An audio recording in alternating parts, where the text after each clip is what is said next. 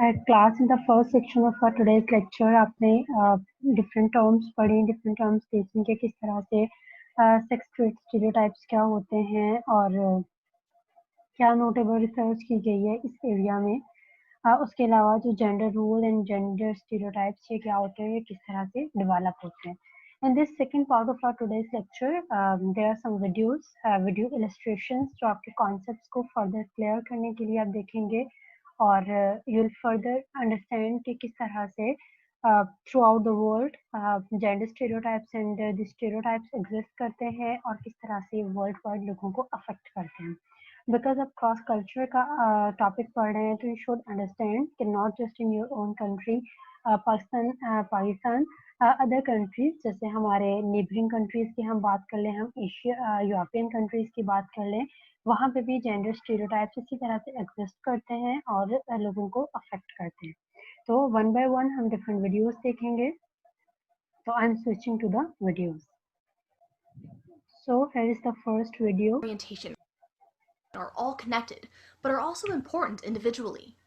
The media often portrays gender and sexual orientation as a simple binary. Either you're male or you're female. Either you like men or you like women. But there is so much more to this picture than just two options.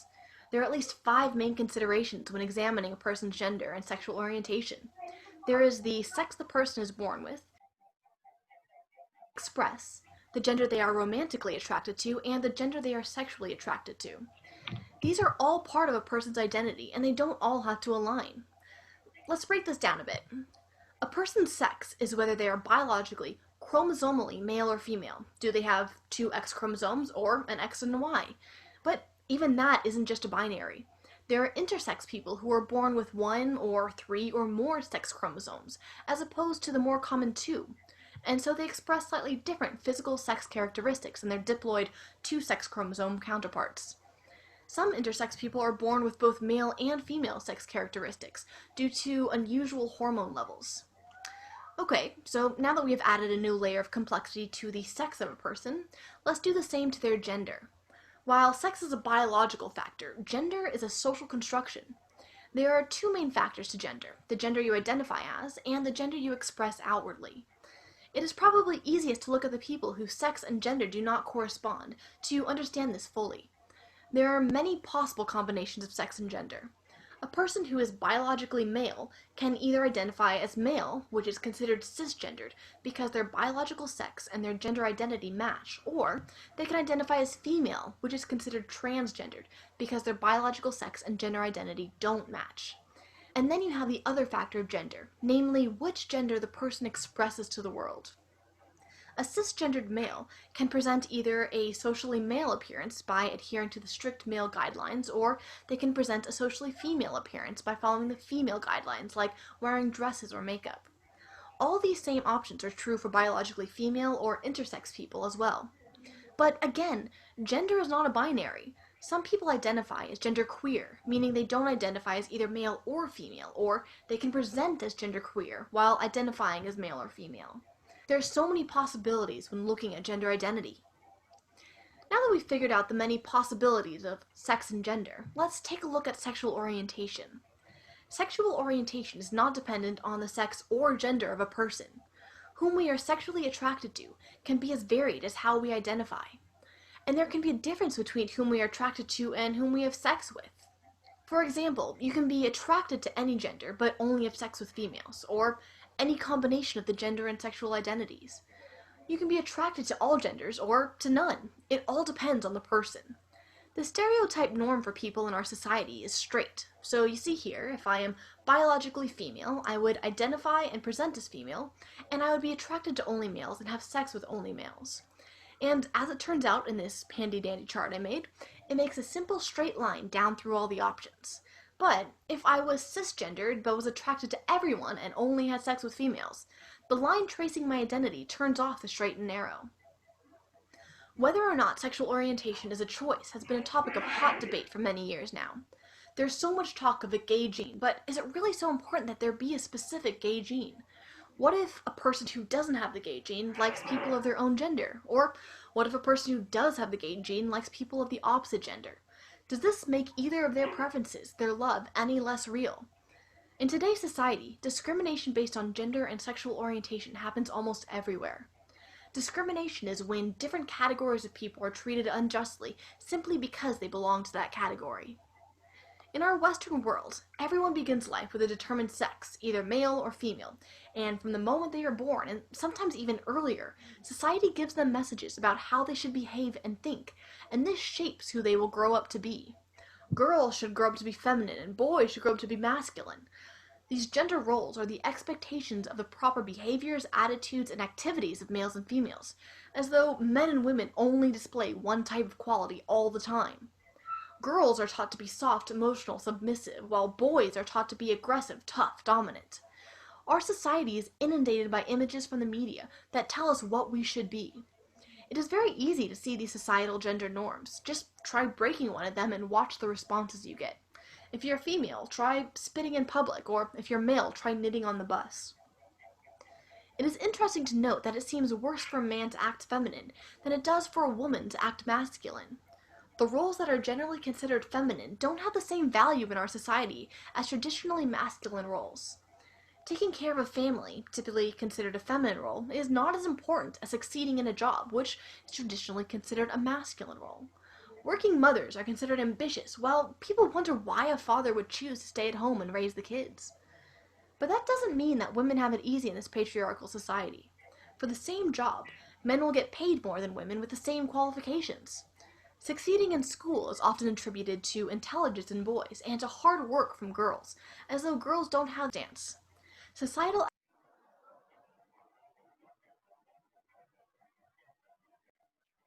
help than a woman in the same circumstance. Societal expectations affect what problems will be reported and where people will seek help.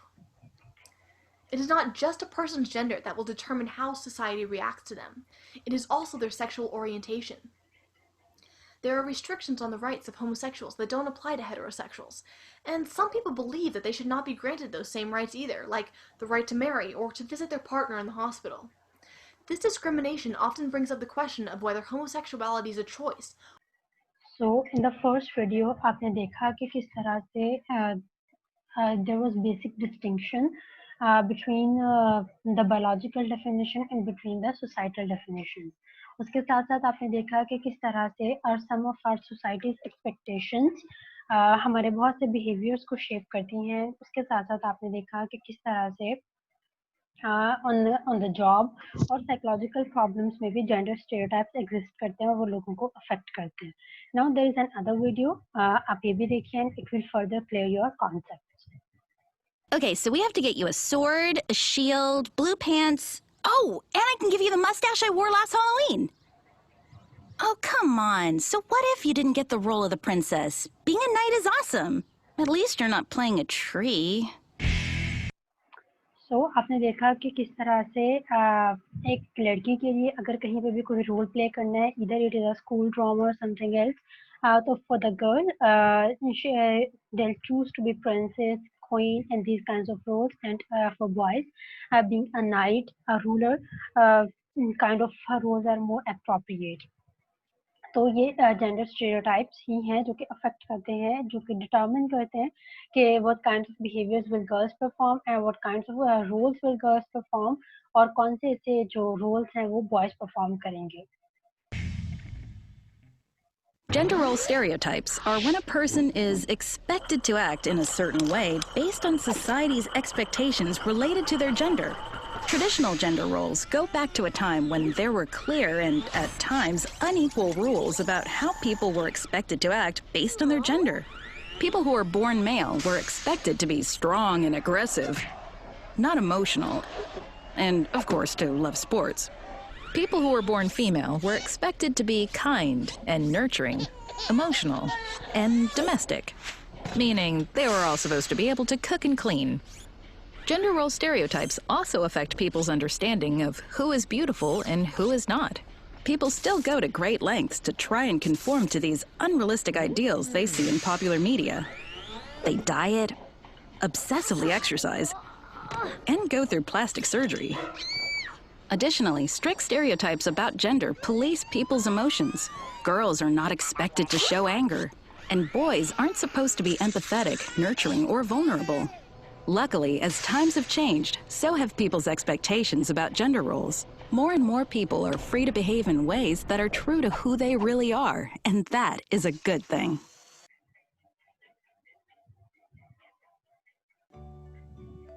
Gender stereotypes. According to the European statistic, on average, the ratio of women to men on business board are 1.5 to 10, which means only about 15% of women held top position in the business world.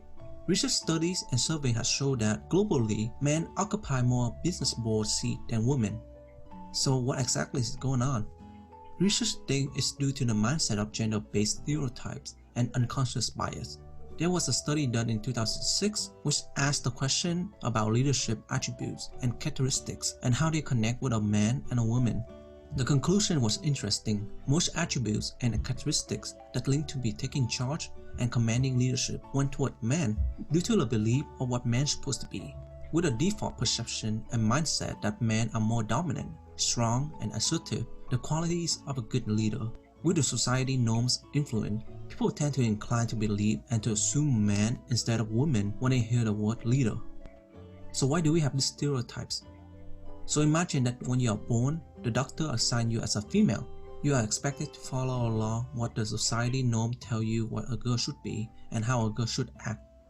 Then one day, you as a girl being messy and playing in the sand at the playground, and your parents step in and say, "Hey, don't play so rough. Look, that is not how a little girl plays. A little girl should be nice. A little girl shouldn't be dirty." And so, eventually that lecture reinforced the stereotype of what a girl should and should not do.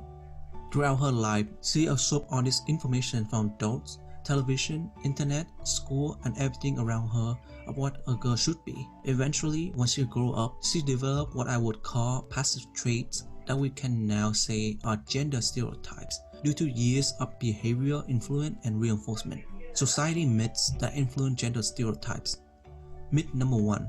Gender masculinity.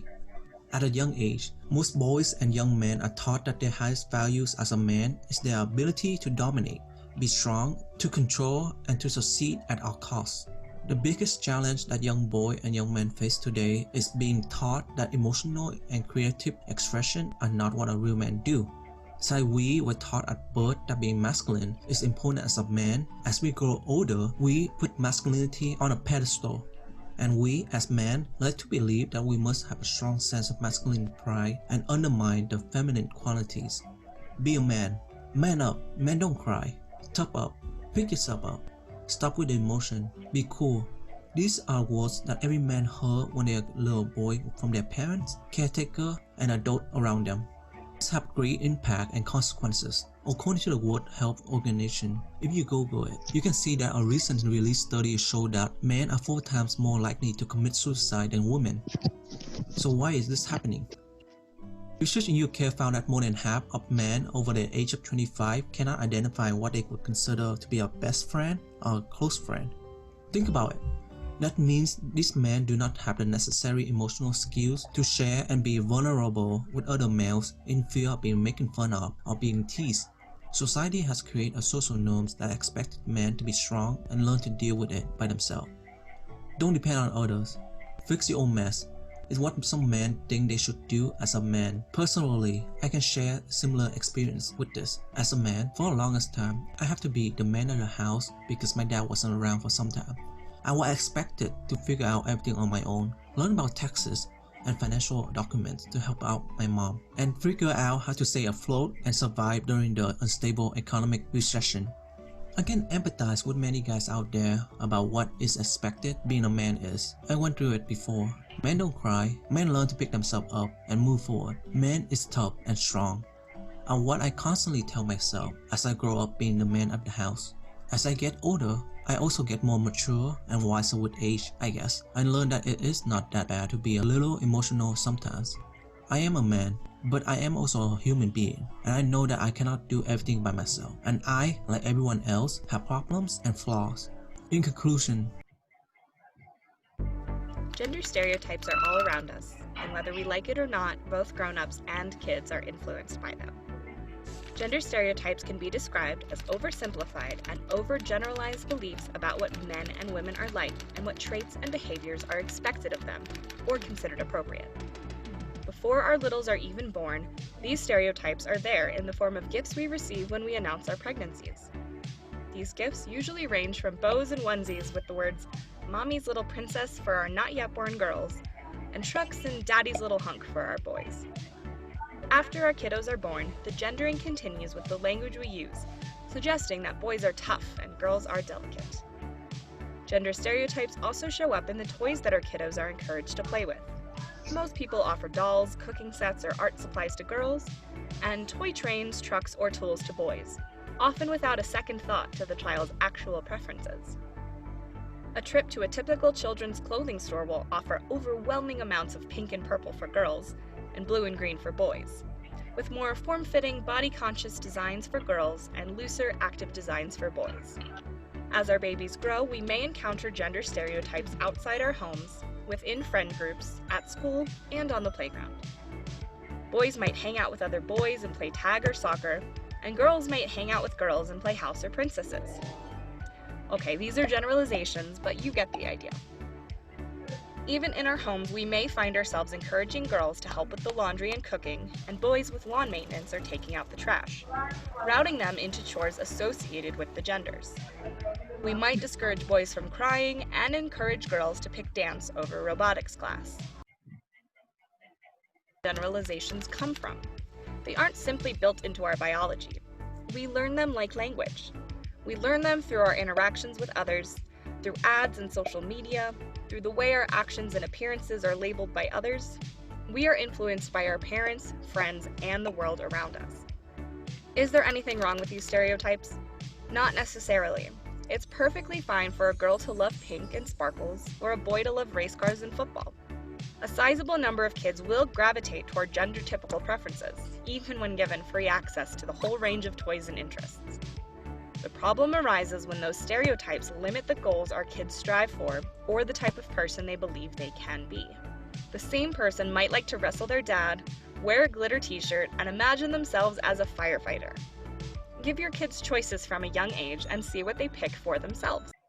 Now we'll see the feminine and masculine cultures. कौन-कौन सी ऐसी traits and characteristics होती हैं जो कि male cultures में होती हैं, कौन सी ऐसी traits होती हैं जो कि female cultures में पाई जाती हैं.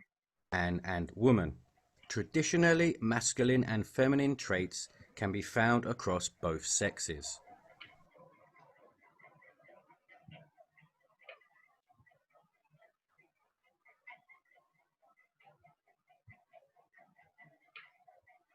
In masculine cultures, hierarchies are based on competition, competence, and productivity. It is usually direct and is used to solve problems and differences or negotiate a position or point of view. Strong individuals are given respect and expected to take the lead.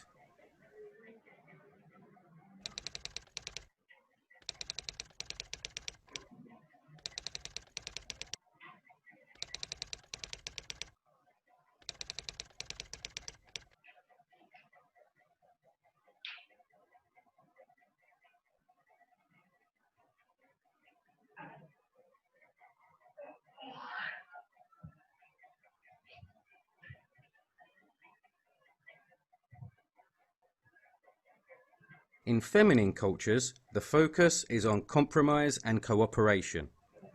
Communication is less direct and more inclusive. In society, there are incentives to act with empathy for others and for sharing resources. Decision-making is usually a collective process.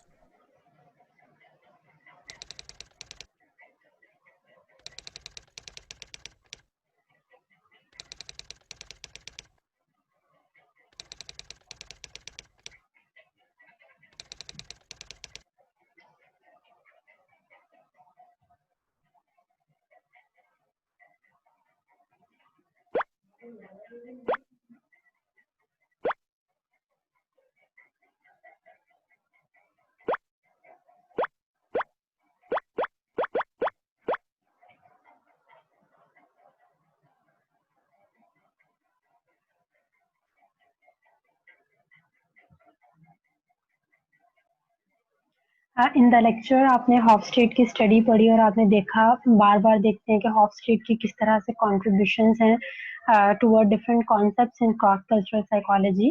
तो अब हम उसी हॉफस्टेट उसी topic को continue करेंगे और हॉफस्टेट के साथ एक 10 मिनट्स वीडियो है on masculinity and femininity. Watch that video and clear your concepts. Masculine and feminine are not the same as male and female. They are the Latinized words that are used for man-like and woman-like. So, for example, a man can be called feminine and a woman can be called masculine. In anthropology, since about the 1930s, there has been studies of the variety of role divisions between the genders in different societies. And a very important role here has been played by the young female American anthropologist Margaret Mead. It's interesting that from the sixth dimension, this is the only one where it matters whether the information comes from women or from men. In the other dimensions, whether you collect your data from women or from men, you get the same position of the dimensions. The definition: masculinity is a society in which emotional gender roles are distinct. I'm not talking about social gender roles because they have a lot to do with the wealth of the country, but I'm talking about the emotional role, what you should feel being born as a boy or being born as a girl. And the boys should be assertive and tough and focused on material success, and the women should be focused on the quality of life. I call a society feminine if this role separation is not there, or it is weaker at least, so that especially men are also supposed at times to be modest and tender and focused on the quality of life. Now I'm opposing feminine societies to masculine societies. Most societies are somewhere in between. In feminine societies, people try to balance family and work. In masculine societies, work clearly prevails over the family, and work is an acceptable excuse to neglect the family. And family is, of course, not an accepted excuse to neglect your work.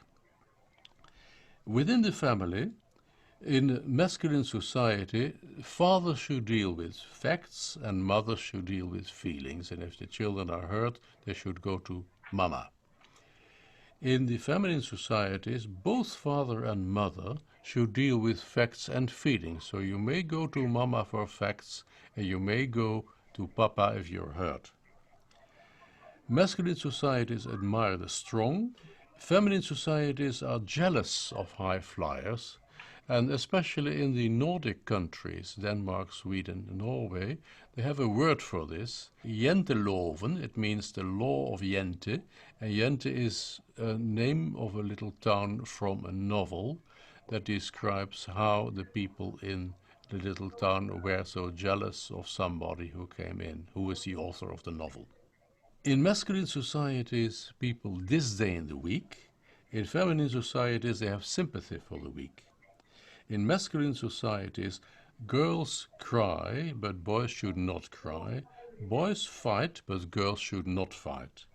In feminine societies, both boys and girls may cry, but neither should fight.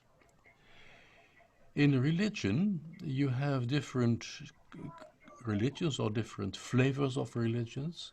In the masculine society, it focuses on God, God the Father, the powerful God. And in feminine societies, religion focuses on the fellow human being. And finally, obviously, it's also related to sexual relationship. And you could say that in the feminine society, sex is a way for a couple to relate.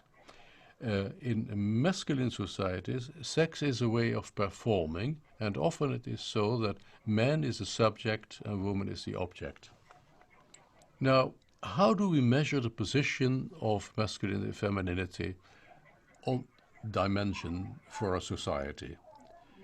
It can only be measured relative to other societies.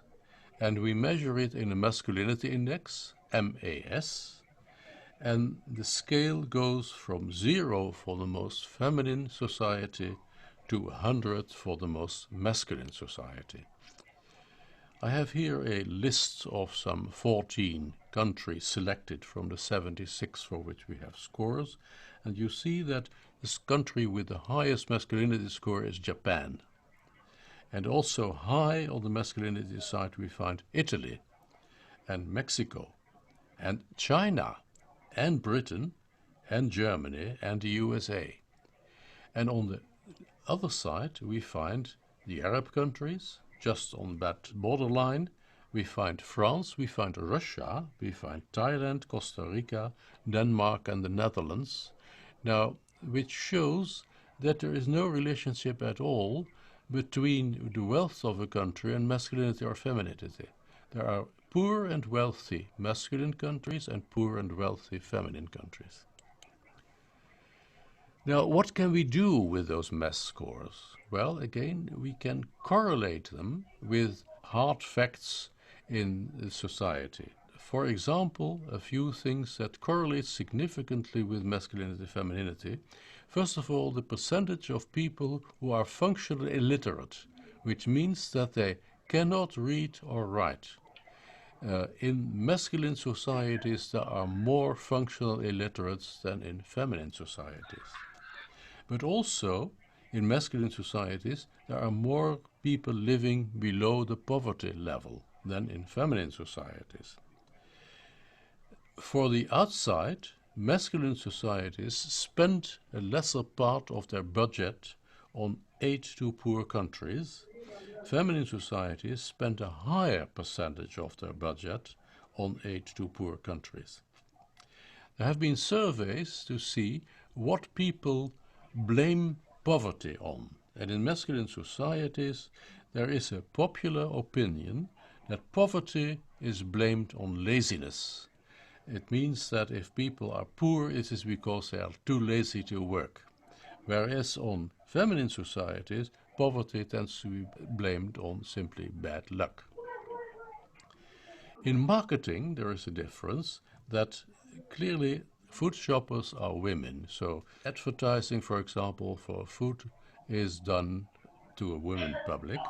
In feminine societies, both men and women shop for food. And finally, something about the relationship between the employer and the employee. When they are negotiating upon conditions, then in masculine societies, salary is clearly more important than leisure. In feminine societies, it is at least as leisure is at least as important as salaries, and in fact, feminine societies tend to have longer vacations than masculine societies. And at the last point, in the social media, it has been proven that in masculine societies, people use the social media for fact gathering, and in feminine societies, they use it more for rapport building, for developing relationships with other users. Do masculinity scores change over time? They are transferred to the children in the family, with obviously father and mother as role models. And like for the other dimensions, the country differences expressed in the mass scores tend to be rooted in history. I have an interesting example from the 16th century, which is one author compared at that time the two maritime powers, Britain and Holland, and compared them to a couple where Britain was the man and Holland was the woman. This is still the position. Britain is a masculine country and the Netherlands are a feminine country.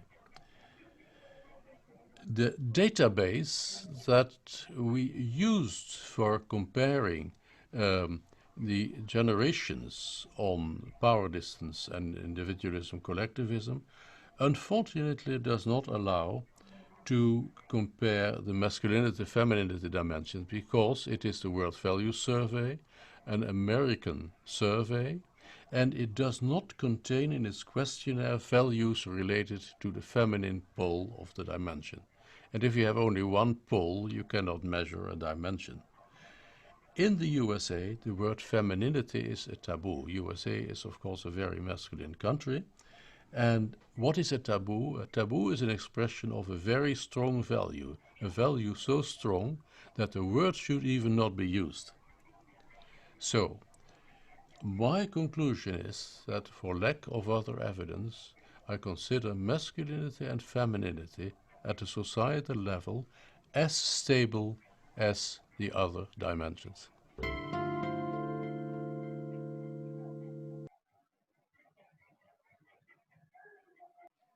सो इस recording में आपने देखा बहुत से concepts related to different cultures, कौन से cultures masculine होते हैं, फेमिनिन होते हैं, और जिस तरह से हम अपने लेक्चर में भी बात कर रहे थे, तो अब आपके बहुत से कॉन्सेप्ट्स क्लियर हो गए होंगे and now you have a better idea कि अगर एक कल्चर मस्कुलिन है वो किस तरह से बिहेव करता है, और अगर एक कल्चर फेमिनिटी ज़्यादा है तो वो किस तरह से बिहेव करता है.